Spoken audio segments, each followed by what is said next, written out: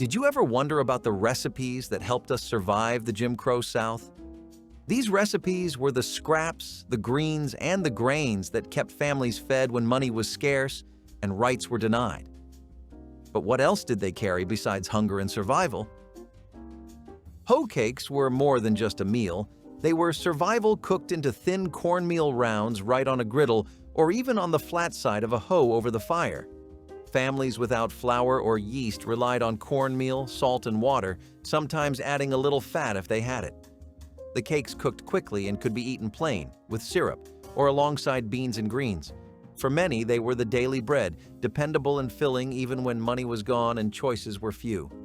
Children grew up with hoe cakes as part of life, learning early that a handful of meal could feed everyone if you knew how to stretch it. They were humble, yet powerful, proof that ingenuity kept people alive during years of hardship. Though rarely seen now, hoe cakes remain a symbol of strength, resourcefulness, and the will to survive against every obstacle. Their simplicity carries a history of resilience that still speaks when they are remembered on Southern tables. Persimmon pudding was a sweet way to turn what the land gave freely into comfort for families with little else. Wild persimmons were foraged in the fall, their tart fruit ripening into sweetness after frost. Housewives mashed the pulp with eggs, milk, and flour when they had it, baking it into a dense, moist pudding. The dish filled kitchens with a warm aroma, bringing a sense of celebration to ordinary days. Children loved it because it felt like dessert, even when sugar was scarce and the pudding leaned more rustic than refined.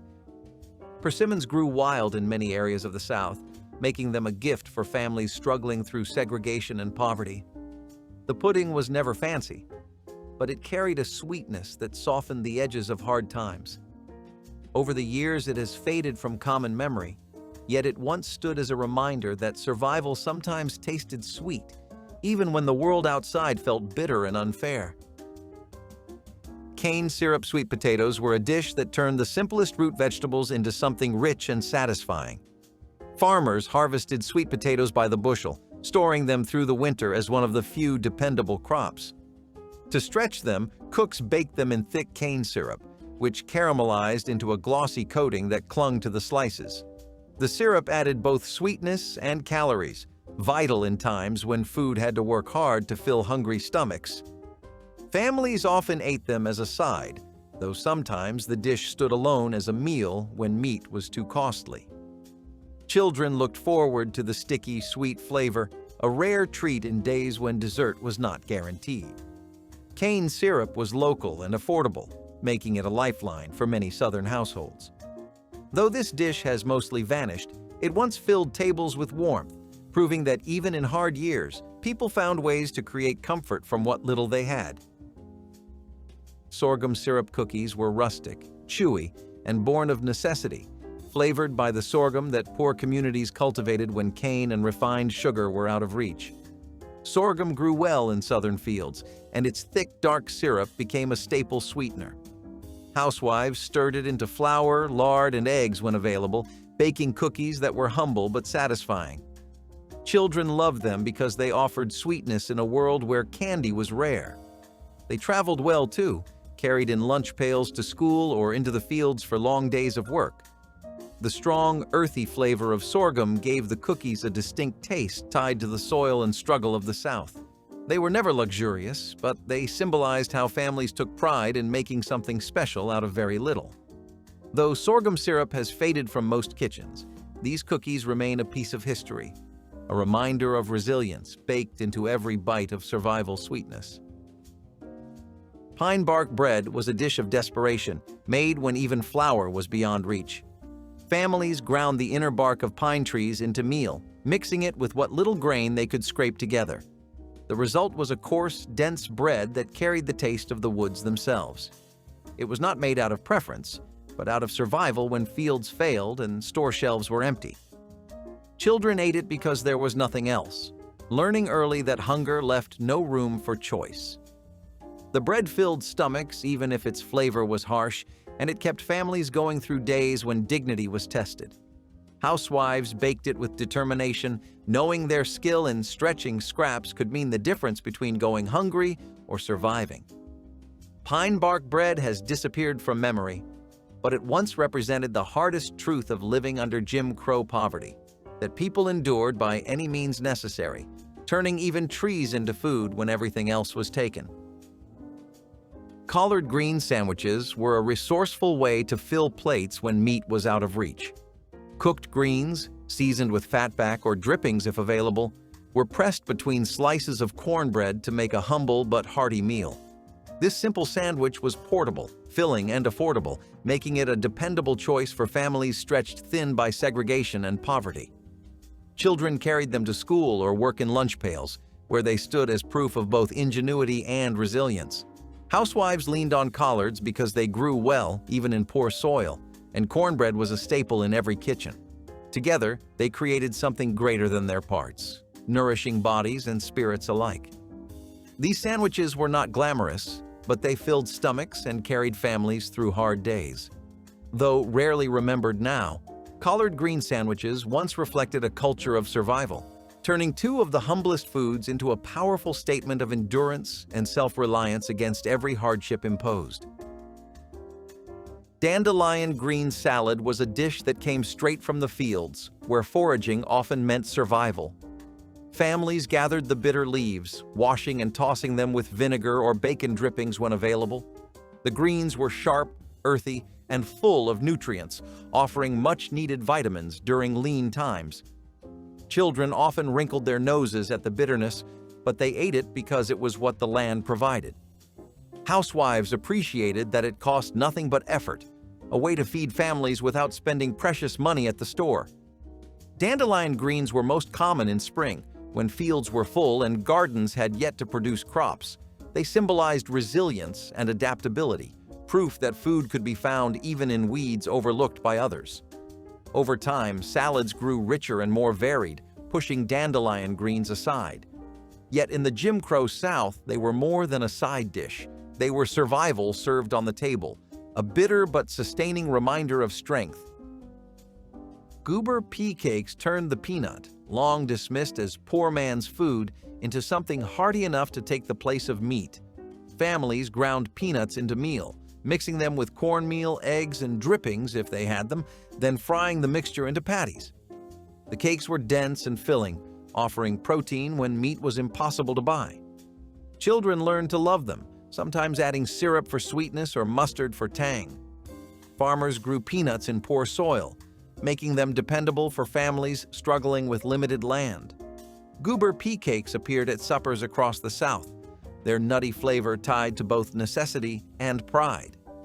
They were not fancy, but they sustained households through days of labor and hardship. Over the years, they vanished as prosperity grew and meat became more accessible. Yet they remain a powerful reminder of resourcefulness, proof that what was once dismissed as humble could be transformed into a meal that carried families through the Jim Crow years. Mulberry jam was a sweet preserve that came not from the store, but from the trees that grew wild along fields and roadsides. Families picked the berries in summer, staining their hands purple as they gathered enough to cook down with sugar. The jam was spread on cornbread or biscuits, turning simple meals into something memorable. Housewives prized it because it required no money, only labor, and it lasted through the year when stored properly. Children looked forward to mulberry season, sneaking handfuls straight from the branches before the jam pot even began to bubble. The flavor was sweet, earthy, and tied to the memory of warm evenings spent working together. Mulberry jam was not just food, it was a way for families to sweeten life in the midst of struggle. Though it has faded from modern kitchens, it once stood as proof that even in hardship, the land still gave gifts worth cherishing. Mulberry jam carried history in every purple spoonful. Roasted acorns were a last resort food that demanded patience, persistence, and determination. Families gathered acorns from oak trees, leaching them in water to wash away their bitterness. Once roasted or ground into meal, they became a base for porridge, bread, or simple roasted snacks.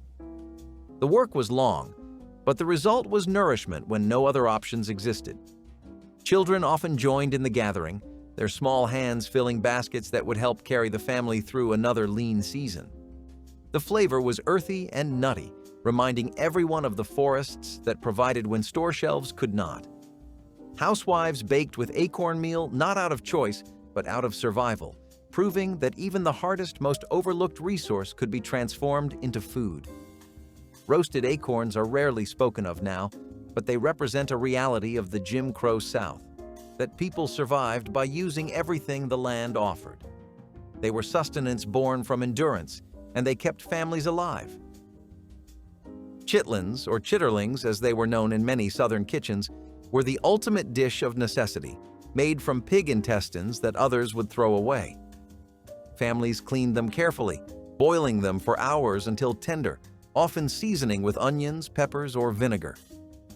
The smell was strong and sometimes overwhelming, but the dish filled hungry stomachs and kept nothing from being wasted. For many, chitlins were tied to hog-killing time, when every scrap of the animal had to be put to use. Children might not have loved the taste, yet they learned early that survival meant eating what was available, not what was preferred. On special occasions, chitlins also became a dish of celebration, showing how resilience could transform scraps into tradition. They embodied endurance in the harsh years of the Jim Crow South, when resourcefulness was as important as flavor. Though not as common now, chitlins stand as a cultural marker, a food that carried both struggle and survival in every bite. Pokeberry wine, carefully made from foraged berries, was not just a drink, but a folk remedy tied to survival. The deep purple berries, toxic if mishandled, were boiled and strained, creating a liquid believed to ease pain and treat ailments. In communities with little access to doctors, such home cures became essential. Families passed down recipes through generations, each step carefully guarded to avoid harm while drawing out the plant's healing potential. Housewives prepared it in small batches, knowing it was meant more for medicine than pleasure.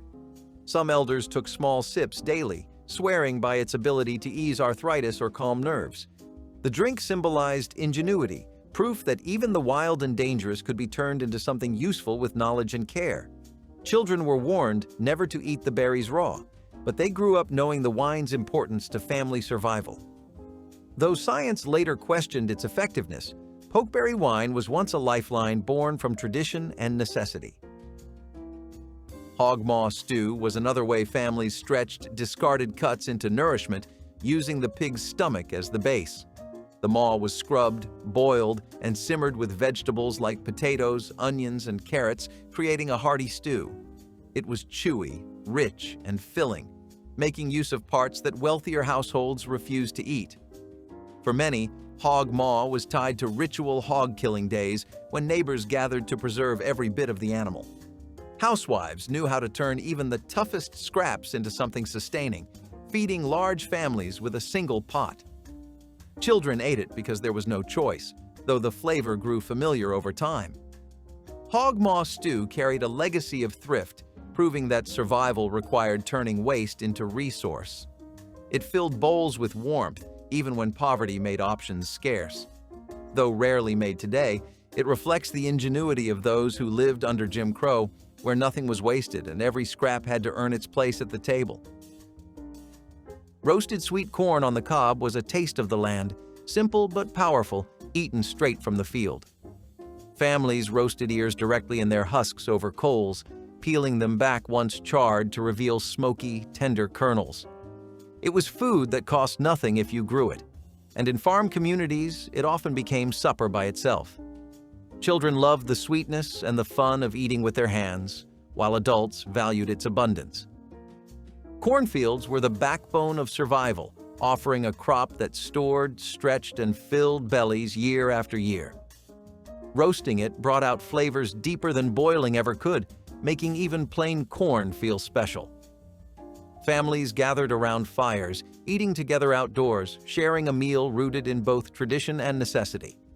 Though today corn is more likely found on plates slathered in butter at cookouts, roasted field corn once carried communities through lean summers, proving that survival sometimes tasted as sweet as the kernels pulled from the fire. Simmered kudzu greens were a dish of last resort, born from the invasive vine that covered southern fields. When other crops failed or money was gone, Families gathered the tender leaves and boiled them like collards. The greens were bitter but edible, providing vitamins and a sense of fullness in desperate times. Housewives seasoned them with fatback or drippings when they had them, softening the harsh flavor into something more palatable. Children rarely welcomed them, but they ate because food was food. Kudzu had overtaken much of the land, smothering trees and fences, but survival meant turning even a pest into a meal. The dish became a quiet symbol of resilience, showing how nothing was wasted when hunger pressed hard. Though kudzu greens are almost unheard of today, they once kept families alive in lean seasons, proving that the line between weed and resource was thin. They were survival on a plate, pulled from the very vines that swallowed the southern landscape. Molasses and cornmeal coffee substitute was a hot drink that filled cups when real coffee was too expensive or unavailable.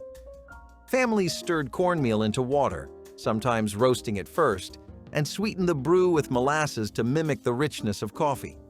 It was far from perfect, but it offered warmth and energy on cold mornings. Adults drank it before heading into fields or factories, needing the comfort of something hot to start the day. Children sometimes sipped it too, enjoying the sweetness even if they missed the taste of real coffee. Housewives valued it because both molasses and cornmeal were inexpensive staples that could stretch endlessly. This drink was not just about flavor, but about dignity, providing the illusion of luxury when actual coffee was out of reach. Though few remember it now, molasses and cornmeal coffee substitute once symbolized perseverance, showing that even in the absence of comforts, families found ways to hold on to ritual and routine. Cane syrup pone was a dense cornmeal cake baked with the thick sweetness of local syrup, a dish that blended necessity with a hint of indulgence.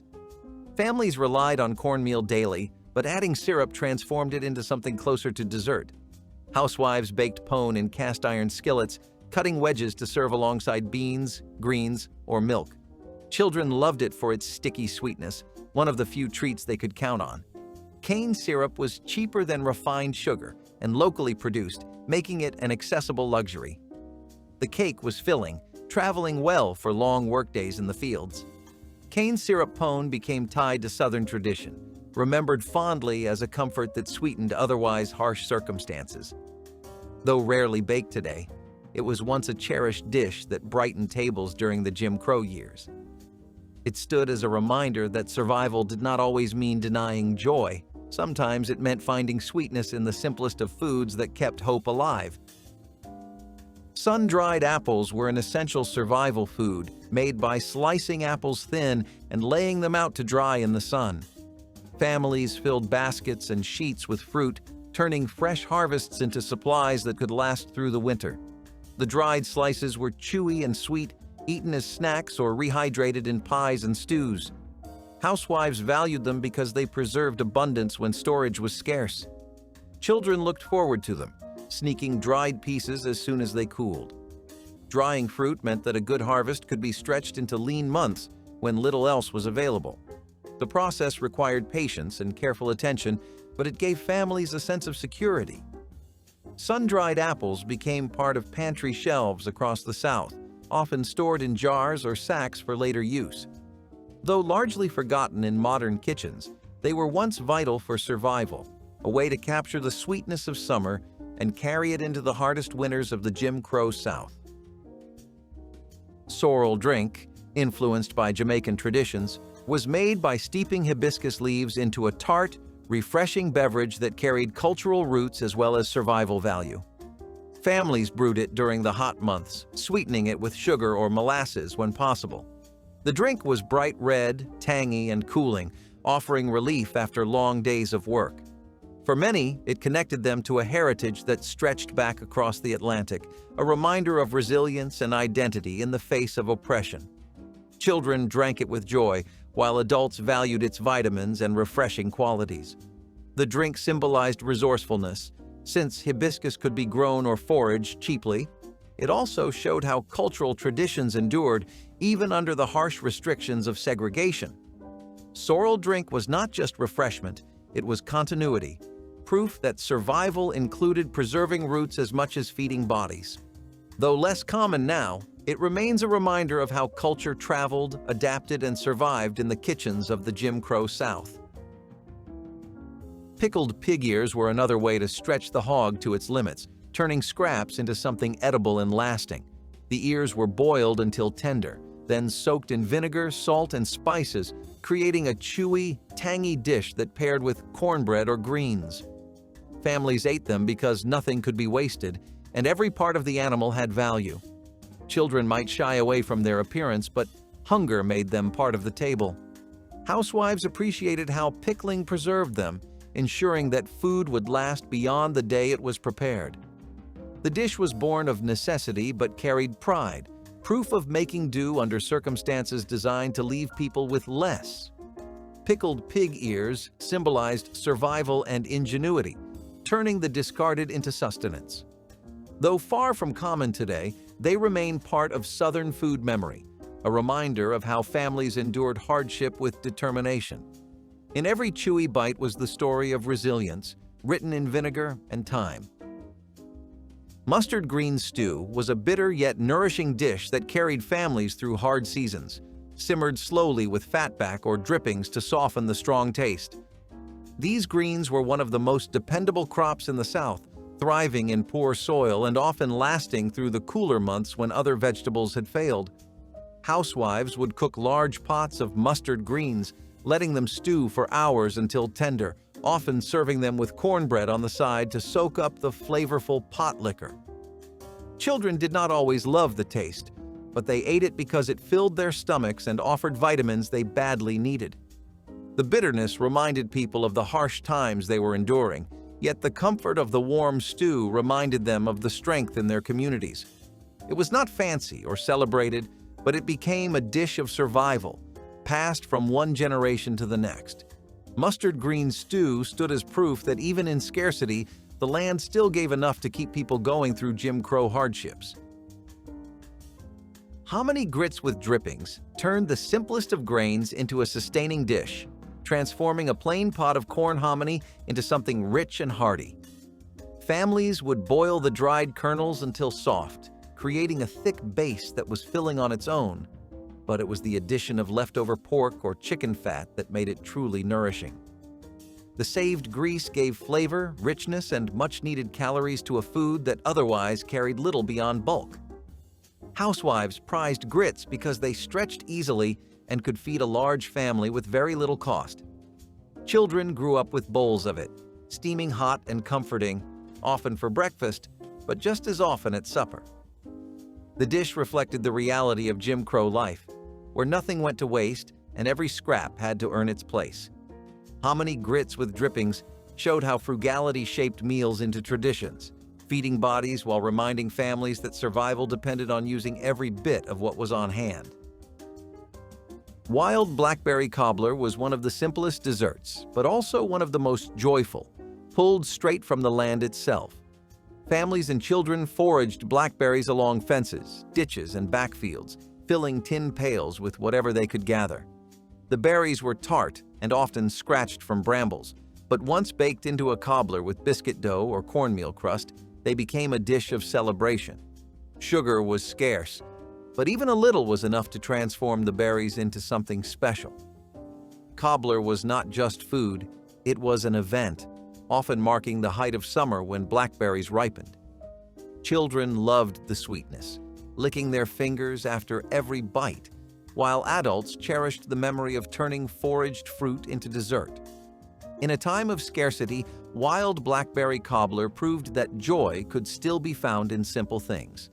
It was survival with sweetness, a reminder that nature still offered gifts even under the weight of Jim Crow oppression. Sheep's head soup was not a dish many would choose today, but it was one born of necessity, using parts of the animal others discarded. Families boiled sheep heads for hours, drawing out a rich broth that could be stretched with onions, carrots, and whatever root vegetables were available. The meat was tough but edible, and nothing was wasted. Not the cheeks, not the tongue, not the marrow. Housewives knew how to coax flavor from what little they had, turning a cast-off cut into a sustaining meal for a family. Children often disliked the sight of it, yet they ate because it was filling and nourishing. For communities with little access to prime cuts, sheep's head soup represented ingenuity and endurance, showing how survival meant making meals from whatever could be found. Though it may be forgotten now, it stood as a clear example of how poor households under Jim Crow turned overlooked scraps into meals that carried them through the leanest times. Ash-roasted sweet potatoes were a quick and comforting food, eaten straight from the fire with little preparation needed. Families tucked whole sweet potatoes into the hot ashes of a wood stove or fire pit, letting the embers slowly soften them until tender inside. The skins charred, but the insides grew sweet, smoky, and filling. Children especially loved them, peeling back the skins and eating them warm with their hands. Sweet potatoes were a dependable crop across the South, often abundant even when money was scarce, and roasting them this way meant no extra ingredients were needed. Housewives appreciated their ease, knowing a fire and a few tubers could keep hunger at bay. The dish reflected survival in its purest form, pulling food from the soil and roasting it in the ashes of daily life. Ash-roasted sweet potatoes became both snack and supper, remembered as one of the simplest yet most sustaining foods of the Jim Crow South. Scuppernong grape jelly came from hardy southern grapes that thrived even in poor soil, producing thick-skinned fruit with a sweet, musky flavor. Families gathered them in late summer, often from backyard vines or wild patches, and boiled them down with sugar to make preserves. Housewives stored jars on shelves, knowing the jelly would last through the winter and provide a rare sweetness when other treats were scarce. Children spread it on biscuits or cornbread, savoring every bite of the golden jelly. Scuppernongs were part of Southern tradition, tied to family yards and church picnics, where homemade jars were proudly shared. For many, grape jelly represented abundance, proof that the land could still provide even in hard years. Preserving was not just about taste, it was about survival, making sure no fruit went to waste. Though store-bought jams eventually replaced it, Scuppernong grape jelly was once a staple of resilience, born from the vines that held strong through Jim Crow's hardest years. Souse, also known as head cheese, was a jellied meat dish made from boiling down pig parts no one else wanted, from feet to snouts. Housewives simmered these cuts until the collagen broke down into a gelatin-like broth, then cooled it until it set into a firm, sliceable loaf. Vinegar and spices were added to mask the intensity, giving the dish a tangy edge. Families served it cold, often with bread or crackers, stretching scraps into something that resembled deli meat when real cuts were out of reach. Children rarely enjoyed the texture, but adults valued how far it could be stretched. Souse carried a sense of thrift, reflecting the deep-rooted tradition of wasting nothing, especially in poor communities where meat was scarce. Though unusual by today's standards, it once stood as a resourceful solution to hunger. Souse was not fancy, but it was survival food, a dish that carried families through the difficult years of the Jim Crow South by making scraps into sustenance. Turnip root hash was a thrifty answer to shortages, using diced turnip roots fried much like potatoes, crisped in fat and seasoned with salt. Potatoes were not always available, but turnips grew easily in southern soil, making them a dependable substitute. Housewives peeled and chopped the roots, cooking them in cast-iron skillets with bacon grease or drippings until golden. The result was hearty, slightly sweet, and sustaining, often served with greens or beans to make a complete meal. Children learned to love the taste, even if it was not quite the same as potatoes. The dish symbolized resourcefulness, proving that survival depended on making use of what the land offered. In many homes, turnip root hash was a regular presence, showing up on breakfast, lunch, or supper tables depending on what else was available. Though largely forgotten now, it was once a practical and nourishing staple, another example of how Southern families endured under the constraints of poverty and segregation. Fig preserves were a treasured sweet, made by simmering backyard figs with sugar into a thick, syrupy spread. Families valued figs because the trees grew easily, producing fruit that could be harvested by hand and saved for months through careful preserving. Housewives filled jars with the rich preserves, setting them aside for winter when fresh fruit was rare. Children loved the sticky sweetness spread on biscuits, pancakes, or cornbread, turning an ordinary meal into something special. Fig preserves also carried cultural weight, tied to family gardens and shared recipes passed down over generations. The process of preserving figs was time-consuming but worthwhile, ensuring nothing went to waste. They became a symbol of patience, love, and continuity in households that relied on what they could grow themselves. Though jars of fig jam are easier to find in stores now, the homemade preserves of the Jim Crow South remain unmatched, representing both survival and the sweetness families created in the face of hardship. Peanut brittle was a rare indulgence made from sugar and peanuts, yet it became a survival treat when times were hard. Housewives boiled sugar until it caramelized, stirring in roasted peanuts before spreading the hot mixture thin to cool and harden. The brittle cracked into jagged pieces, sweet, crunchy, and satisfying. Children treasured it, often saving small shards as if they were gold. Peanuts were cheap and widely grown in the South, making them an accessible base for both meals and sweets. While everyday diets focused on survival, peanut brittle offered a moment of joy, proving that even small luxuries mattered. It was often made in small batches and shared sparingly, reserved for holidays, church events, or family gatherings. The candy reminded families that survival was not only about filling stomachs, but about lifting spirits. Peanut brittle carried with it the taste of resilience, proof that even under Jim Crow oppression, communities found ways to create sweetness out of scarcity. Which of these survival recipes would you taste today?